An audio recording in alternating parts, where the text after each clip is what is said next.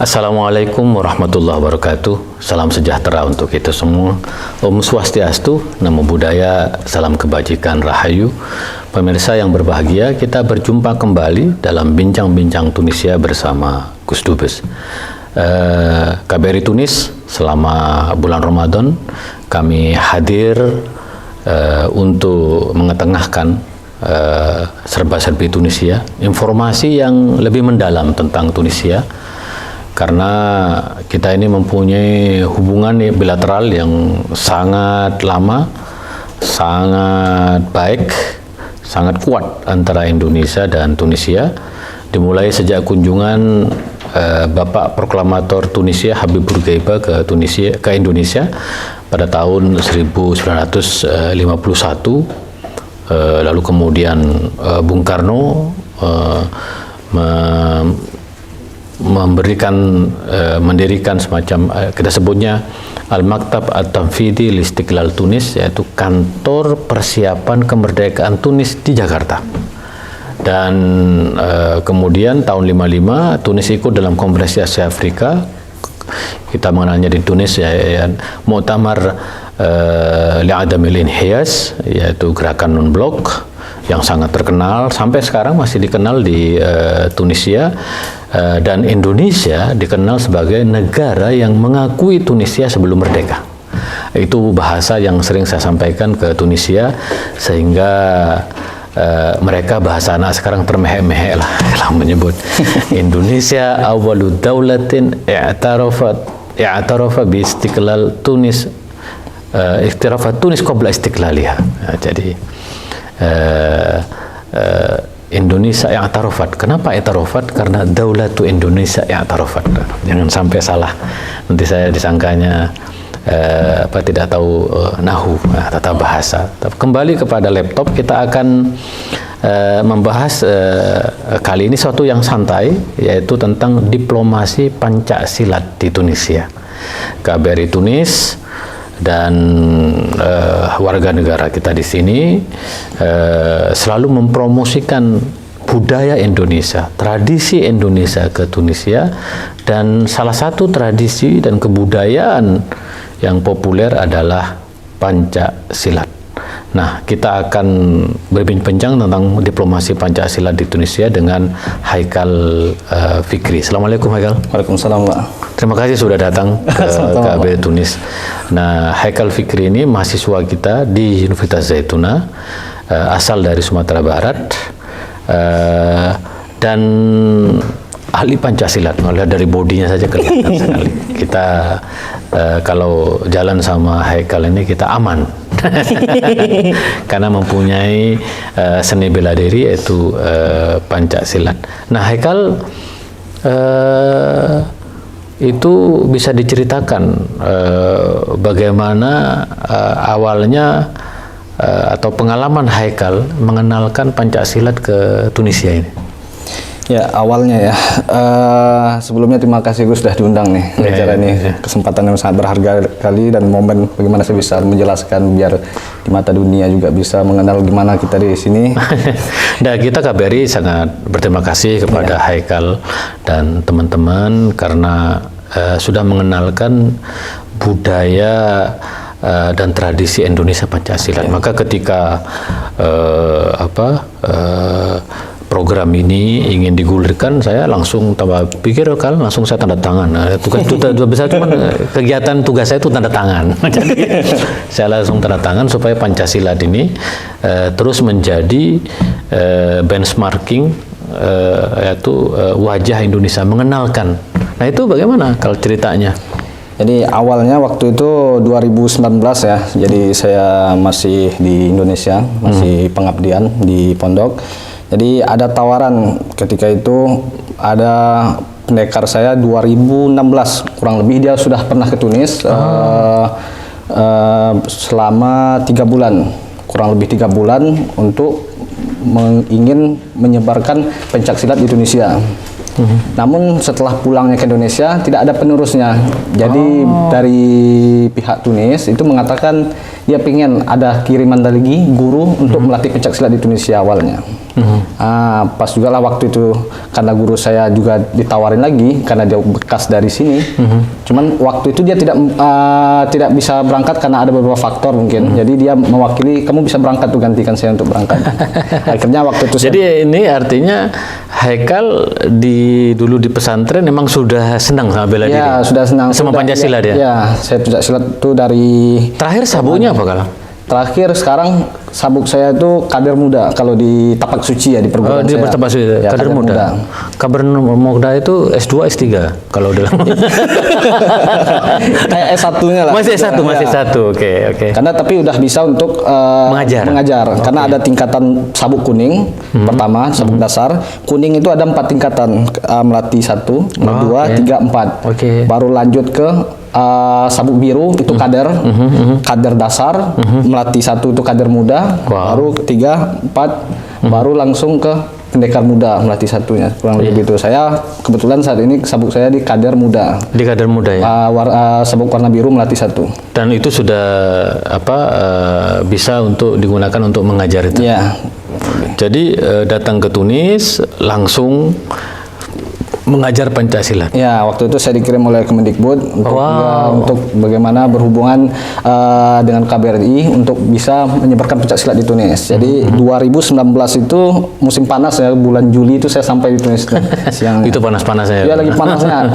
Awalnya saya dingin, pakai jaket di pesawat. Pas keluar, wah udaranya tuh luar biasa. Dan setelah sampai di sini di mahasiswa sendiri apa sudah ada komunitas Pancasilatnya? Di mahasiswa sendiri udah ada komunitas pencak silat, tapi cuma sebatas penampilan-penampilan. Oke. Seperti ada kegiatan KBRI atau seperti penampilan kebudayaan. Nah, berarti ada mahasiswa nanti yang mengikut sertakan pencak silat, penampilan segala macamnya, Iya, atraksi, iya, masih iya, seperti itu. Iya. Nah, sejak saya datang itu baru mulai ada pembicaraan serius dengan pihak Tunis yang membicarakan bagaimana kita mendirikan asosiasi pencak silat di Tunis. Nah, bagaimana kita pengen memiliki kader-kader pencak silat di Tunis, itu mulai dibicarakan. Nah, jadi awal itu saya diamanahi dulu untuk melatih di tempat-tempat tertentu di Tunisia. Jadi pertama kali saya melatih itu di pusat kota Habib Bourguiba. Ini di jantung kota justru? Ya, ada gym di situ dengan nama Sal Sport Turki. Oke. Nah, di situ saya ngelatih kurang lebih 1 bulan saya ngelatih di situ. Setelah itu, setelah ngelatih di sana, tiba-tiba ada panggilan lagi. Saya dikirim lagi di Murud Salis, itu Murud 3 di arah Bin Arus sana. Di situ di Yamakasi Sport gymnya. Wow. Lalu setelah itu akhirnya orang tuh nawari lagi, ayo pindah lagi. Jadi ada 3 tempat dulu saya tuh pindah-pindah setiap minggunya. Jadi yang terakhir di Awina. Wow. Di Awina di BB Gym. Oke. Nah, setelah itu saya sampai 2 bulan seperti itu setiap minggunya. Baru tiba-tiba ada panggilan untuk ke Bordluzir Selatan. Yang mana di situ tuh pelatihnya tuh seorang pelatih juga di Tunis dari bela diri Krav Maga. Beliau tuh juga pelatihnya ada hubungan dengan melatih bodyguard kedutaan Amerika yang ada di Tunis. Jadi saya dikatakan, ayo hadir yuk, kami pengen sharing ini di situ. Saya mau juga punya bodyguard ya. Boleh dikontak. Iya. Saya ini suka belusuan jalan kemana-mana. Ya hanya percaya Allah yang jaga saya. Nggak, saya orang Madura. Jadi orang Madura itu katanya urat takutnya udah nggak ada. Jadi saya itu kalau datang kemana-mana secara protokol nggak boleh. Saya baru datang ke sini langsung ke pasar tradisional Suk Markazi Suk Markazi itu secara protokol nggak boleh datang. Saya bilang apa itu protokol? Saya kan bukan pejabat, nggak pernah. Saya aktivis biasa. Tapi saya saya cuma pengen jalan-jalan. Jadi para bodyguard kedutaan terutama Amerika itu ikut latihan juga? Ya, bukan.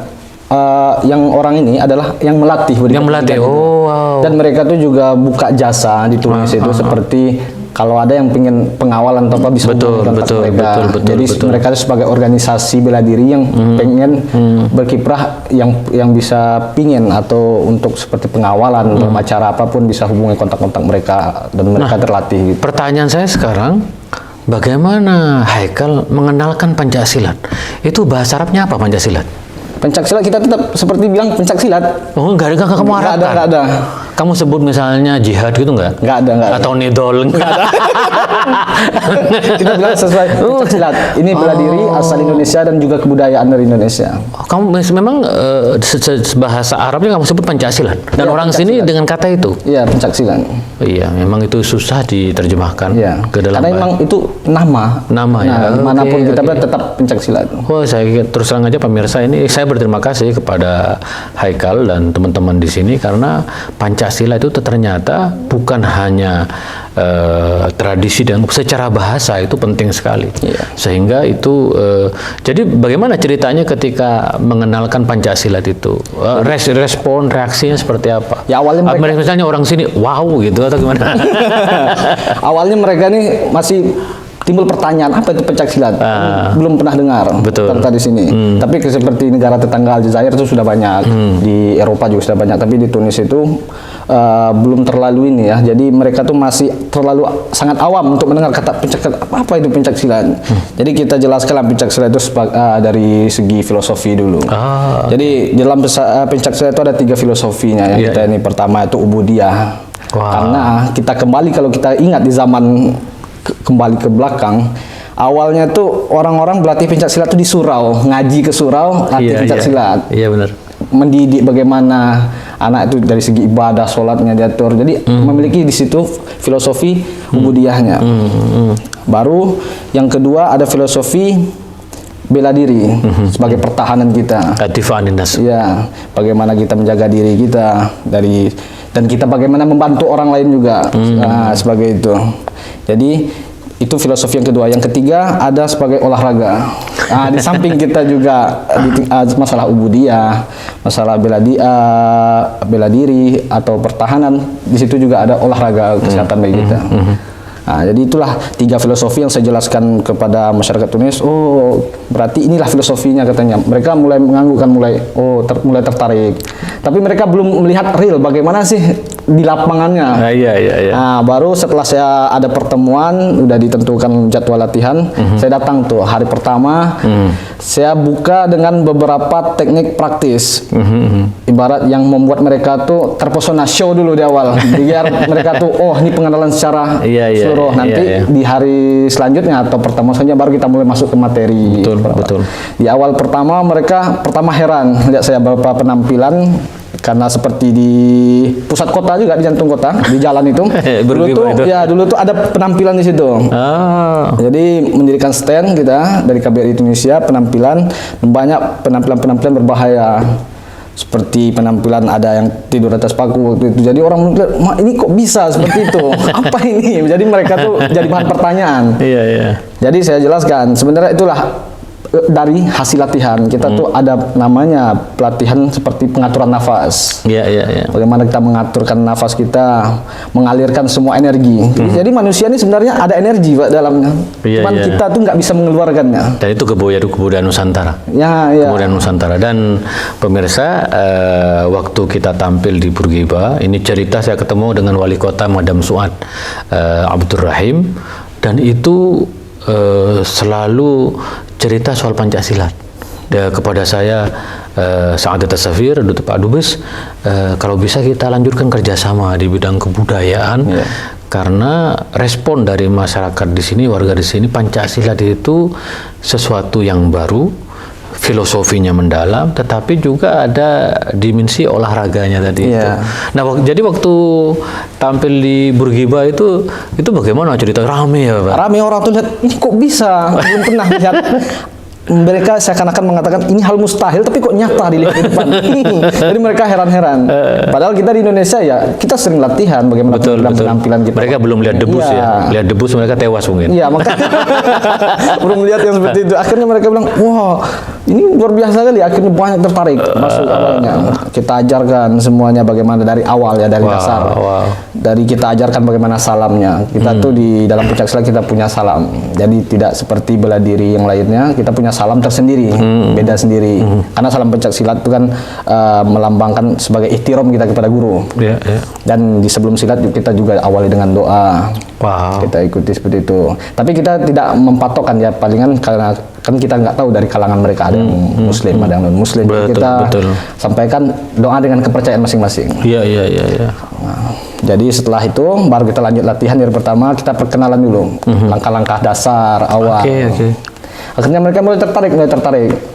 Lalu mereka mengatakan, ada yang bertanya, kami sering melihat penampilan pencaksilat tapi cuma seni.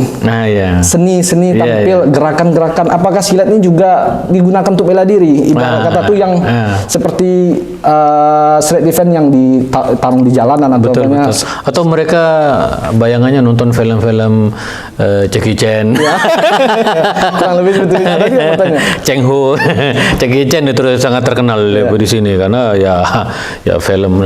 Terus mereka mungkin ya pengen juga untuk bela diri ya. Akhirnya mereka saya jelaskan kita tuh bukan cuma nilai seni doang di sini, tapi kita juga bela diri. Akhirnya ketika itu saya memberikan suatu gerakan yang sangat simpel sekali, tapi bagi mereka, kok bisa mematikan seperti ini? Jadi waktu itu saya praktekkan teknik praktis ketika melepaskan ketika orang memegang ini kita. Betul. Dan saya cuma gunakan satu telunjuk untuk melepaskan. Dia udah pegang kuat-kuat, saya cuma dengan satu telunjuk saya tekan bagian sini. Lalu mereka bilang, sesimpel itukah bela dirinya mereka awalnya? Sebenarnya semua itu kita jelaskan, semua itu memiliki teknik. Betul. Kita tahu bagaimana posisi daerah bagian tubuh yang mana itu sensitif sebagai sasaran apabila kita untuk membela diri kita dari musuh atau di jalan atau dimanapun. Jadi saya jelaskan, akhirnya mereka, karena yang mereka tahu kalau orang bela diri itu bisa ya seperti baku hantam tepat orang itu doang yang mereka pikirkan. Jadi saya kasih gambaran, bela diri itu bukan cuma seperti kita bertarung segala macam. Karena makna dari bela diri itu adalah membebaskan kita dari suatu mara bahaya. Atau kita menghelak, itu juga dikatakan bela diri. Tapi kalau memang nggak ada tempat, nggak ada waktu, nggak ada ruang untuk kita berpaling dari hal bahaya, ya terpaksa kita itulah gunakan jalan terakhir ya. Ya harus kita keluarkan semua ya. Secara tenaga, fisik segala. Tapi mereka umumnya senang ya, Pak? Senang, tertarik sekali. Karena di Tunis itu rata-rata olahraga itu bela diri yang banyak diminati orang di sini. Makanya di Tunis itu lebih gym, setiap gym pasti ada karate, boxing, taekwondo, semuanya. Nah di situ kita juga ingin bicara kadang kepada tempat-tempat gym, kita pengen masukin juga nih. Kita bisa nggak masuk dia nih. Cuman terkadang kendala kita itu pertama karena kita orang ajanib ya, kita bukan orang asli Tunis. Jadi kita butuh pengkaderan dari orang Tunisnya. Seperti kita melatih orang Tunis. Sekarang udah ada berapa kader-kader orang Tunis ini? Untuk sekarang itu ada juga beberapa kader tuh di Bardo dari orang pencaksilat juga. Komunitasnya tidak terlalu besar ya karena masih awal di sini. Dan kebanyakan banyak dari perguruan-perguruan lain yang meminta kita untuk datang, ibaratnya sharing, minta apa namanya itu seperti pertukaran bagaimana dari seni bela diri silat. Jadi terakhir itu di musim dingin kemarin itu sebelum Ramadan saya diundang ke SUS. Saya diundang ke SUS di Hamam SUS-nya itu di Athletic Gym. Jadi tempatnya itu lengkap. Di lantai bawah itu ada gymnya. Ada tempat ruangannya, matrasnya, lantai 2-nya tuh matamnya atau ruang makannya, lantai 3 tuh penginapan yang asrama kan. Jadi lengkap satu set tuh di gedung itu. Saya diundang, saya bilang, wah ini saya pikir cuma pengen ini, ternyata besar-besaran di situ. Semua anak-anaknya datang, akhirnya semua anak-anak itu dibariskan, dia sambut saya, dia pengen, yuk kita kuras nih ilmunya nih katanya. Jadi waktu itu mereka belajar bela diri sama siapa? Sama gurunya di situ. Itu kategorinya apa mereka bela dirinya? Jitsu mereka itu. Jitsu, oke. Nah, jadi waktu itu dia bilang gurunya nih mereka tuh bilang namanya Hensi. Kalau ininya tingkatannya tuh akarnya. Jadi dia bilang namanya tuh Farhad. Dia bilang dulu saya punya guru katanya. Guru saya itu orang bela diri pencak silat dan dia pernah ke Indonesia untuk belajar itu langsung, tapi sekarang udah meninggal. Jadi dia cerita seperti itu. Dan saat ini saya jumpa lagi dengar pencak silat ada di Tunis. Saya lihat di Facebook ada ini segala macamnya pemberitahuan, dibilangnya makanya saya kontak, saya dikontak waktu itu. Saya dikontak oleh orang SFAK. Jadi orang SFAK itu bilang ke saya sebagai dia medianya, dia bilang ke saya, nih ada yang mencari kamu, dia pengen bagaimana latihan pencak silat diadakan di tempat dia. Nah, waktu itu saya berangkat, saya CC, saya berangkat, akhirnya dipertemukanlah kami di sana. Jadi pertama perkenalan, saya juga jelaskan filosofi pencak silat bagaimana segala macamnya. Baru setelah itu masuk ke materi. Jadi waktu itu saya ajarkan 3 teknik yang betul-betul ampuh lah untuk jalanan. Saya ajarkan itu. Jadi mereka itu heran-heran lihat saya. Saya waktu itu kecil, mereka tuh udah besar-besar, gede-gede. Iya, betul orang. Lalu saya bilang, sekarang itu bela diri itu kita bukan cuma pakai otot, pakai tenaga, saya bilang, tapi kita pakai otak. Saya jelaskan kepada mereka. Saya bisa jatuhkan orang sebesar apapun, saya bilang. Waktu itu ada satu orang maju, bisa jatuhkan saya katanya. Dia menantang. Oke, saya coba.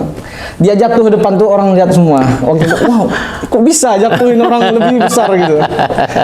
Makanya saya bilang itu, sebenarnya bela diri itu bukan cuma dengan tenaga, betul, kita harus dengan otak kita berpikir bagaimana kita melawan mereka yang lebih besar. Jadi mereka heran-heran, oh ini suatu hal yang baru, karena yang seperti yang tadi itu Gus, yang di awal itu orang tuh tahu bela diri itu ya baku hantam. Betul. Tawuran. Ya, nah itu yang mereka pikirkan. Tapi nyatanya bela diri itu lebih sesimpel itu. Lebih ke memiliki persiapan, pematangan. Bagaimana kita melihat bagaimana kondisi juga. Bagaimana ya kalau misalnya akan lebih banyak mudaratnya bagi kita, misalnya kalau kita melihat ada musuh yang seperti ini, kita harus cari jalan yang lebih menguntungkan kita. Jadi kita jangan ngandalin, wah saya tanam petenteng hebat, enggak. Haikal juga pernah ditanya enggak, bagaimana ceritanya Indonesia punya budaya bela diri ini atau Pancasila ini? Ada juga yang memberikan pertanyaan seperti itu. Saya bilang kan seperti ini, di zaman dahulu itu, di zaman sebelumnya tuh Indonesia itu berbicara tentang budaya itu sangat banyak, terutama di Indonesia. Kita kan masalah spiritualnya itu luar biasa itu di Indonesia, betul. Dari beragamnya kebudayaan itu. Jadi mereka itu memiliki suatu gerakan-gerakan bela diri yang berbeda. Dulu itu kan belum orang bilangnya cuma bela diri. Karena setiap di daerah lain, suku-suku lain juga punya ini masing-masing, caranya masing-masing. Tapi saya waktu kecil juga belajar pencaksilat. Ya, karena ya waktu kecil nggak ada ya mainan lah. Cuma sekarang kan main HP. Dulu kita di kampung ya mainannya pencaksilat kalau. Waktu di kampung sejak kecil. Jadi memang itu menjadi budaya kita pada waktu itu, ketika menjadi kebanggaan kita. Dan sekarang pemirsa, terbukti bahwa Pancasila itu juga mengharumkan, menjadikan kita bangga. Haikal dan teman-teman ini mengenalkan Pancasila ke Tunisia, dan itu mengharumkan nama Indonesia. Dan karena itu saya ajak Haikal untuk bicara tentang Pancasila, supaya juga pemerintah juga memberikan perhatian terhadap Haikal, karena sudah mengharumkan nama negara. Nah, selain ke gym, ada nggak permintaan di kampus atau di sekolah-sekolah untuk karena yang khas dari Tunisia itu mereka mempunyai perhatian terhadap olahraga itu. Ya, kalau untuk saat ini saya juga masih ngelatih di Ariana, di sekolah madrasah ya, setara seperti SMP atau MTS. Jadi di sana saya ngelatih itu setiap hari Jumatnya. Oh, seminggu sekali kan? Iya, seminggu sekali. Oke. Cuman karena ini saat Ramadan juga, ya, jadi mungkin dari pihak sekolah mengatakan kita istirahat dulu karena anak-anak juga pada puasa semua. Jadi insya Allah mungkin setelah Ramadan mungkin akan ditindaklanjuti lagi seperti itu, latihan di sana. Itu dengan hubungan ya diplomasi melalui KBRI juga dengan pihak sekolah itu. Oh, itu dari KBRI ya? Iya. Oke. Kalau di antara mahasiswa sendiri, Haikal ada latihan-latihan khusus kan? Kalau untuk di lingkaran mahasiswa kami juga ada latihan khusus. Kadang diadakan 4 kali sebulan atau 3 kali sebulan. Boleh saya ikut kapan-kapan? Boleh, insya Allah Gus. Nanti kita informasikan. Betul. Itu kalau nanti perlu tenaga Pak Dubes jadi bodyguard. Atau megangin samsatnya juga bisa. Itu biasanya latihan Pancasilanya di mana kalau dengan mahasiswa? Kalau kita biasanya di rumah PPI 3 kami katakan. Di situ biasanya karena ruangannya tuh cukup ini ya, halaman rumahnya itu luas, jadi kita bisa manfaatkan untuk latihan biasa seperti gerakan. Tapi karena kita juga punya body protector dan alat-alatnya yang dibantu juga KBRI Tunis, jadi kita kadang melakukan sparring sesama kami gitu, ngetes mental. Sparring, ngetes, nanti satu persatu kita sparring, kita adu lawan pakai body semuanya. Wow. Jadi walaupun dan sempat loh Gus, kemarin itu 2020 atau 2021 itu kami mengadakan pertandingan pencak silat di kalangan mahasiswa. Kami sewa gym hari itu. Serius? Sempat juga ya? Ya, ada kelasnya. Ada juga peserta dari perempuan juga. Ada juga ya? Ada juga perempuan.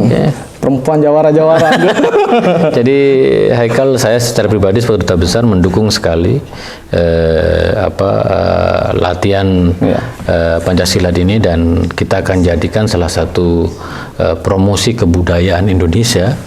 Kebudayaan tadi itu yang menggunakan akal, tapi juga menggunakan hati. Itu kan Pancasila kan nata ini kalau kita cara ngalahkan orang ya kita hancurkan emosinya sehingga kemudian ya kita bisa melumpuhkan. Bicara tentang Pancasila ini tentu menarik sekali, apalagi makomnya Haikal ini sudah ma'rifat, jadi hatinya kehidupan Haikal ini sudah Pancasilat. Saya sebagai duta besar Haikal mengucapkan terima kasih banyak kepada Haikal dan teman-teman sekali lagi karena sudah berperan penting untuk mengharumkan Indonesia, dan selebihnya Haikal saya akan mendukung. Nanti saya akan lihat mungkin harus ada perhatian yang lebih ya kan, sehingga misalnya Pancasilat masuk ke salah satu acara di televisi. Jadi itu kan kalau sudah masuk ke televisi jangkauannya kan lebih luas lagi, sehingga nama Indonesia dikenal. Dan alhamdulillah sejak saya datang kan Indonesia udah mulai menjadi pembicaraan lagi. Saya melanjutkan dari kerja para duta besar sebelum saya.